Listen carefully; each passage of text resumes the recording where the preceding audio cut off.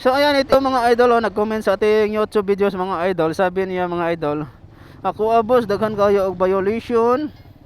Unsaon man yun ako ron. So ayun, so siya po ay from Visayas ata to mga idol, kasi siya po ay Bisaya. Pero magtagalog tayo mga idol, kasi alam ko naman na marami ako mga subscribers na hindi makaintindi ng mga Bisaya mga idol, kasi may mga Taga Luzon tayo na area na mga subscribers or mga silent viewers.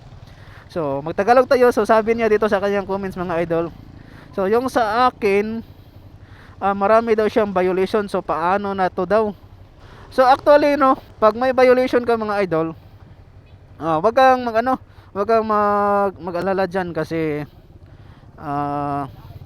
yung violation na yan is mawala yan after 1 month mga idol. So okay lang yan.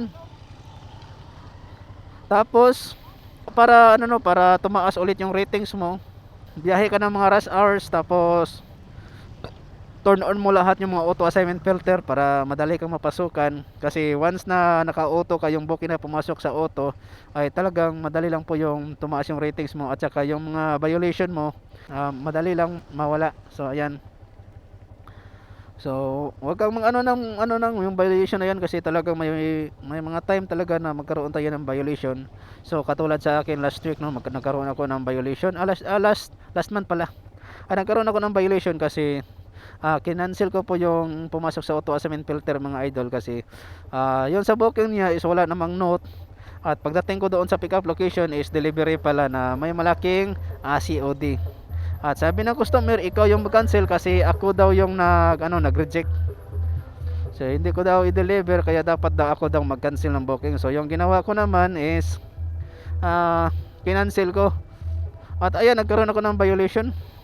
Hindi ko lang kasi naisip na sana ay kinumplit ko na lang, ini-edit ko na lang sana yung pick up location o yung drop off location, para nasa mga 10 pesos na lang po yung 180 ata yon.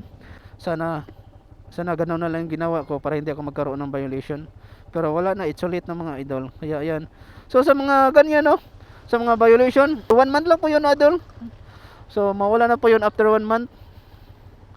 Pero kung palagi ka magbiyahe at palagi kang naka-auto assignment filter, yung ibang violation hindi na po yun umabot ng 1 month, kasi unti-unti na po yung mawala mga idol. So ganyan lang yung gawin mo. So wag kang panghinaan ng loob na bumabiyahe. So yung suggestion ko is biyahe ng biyahe para tumaas yung ratings mo. Ito no, so bato be. Layo sa daan yun. Ay, 238 sana oh. Wala na. So yun lang mga idol. Salamat sa comments mo mga idol. And then ingat sa biyahe mga idol. Alright, bye.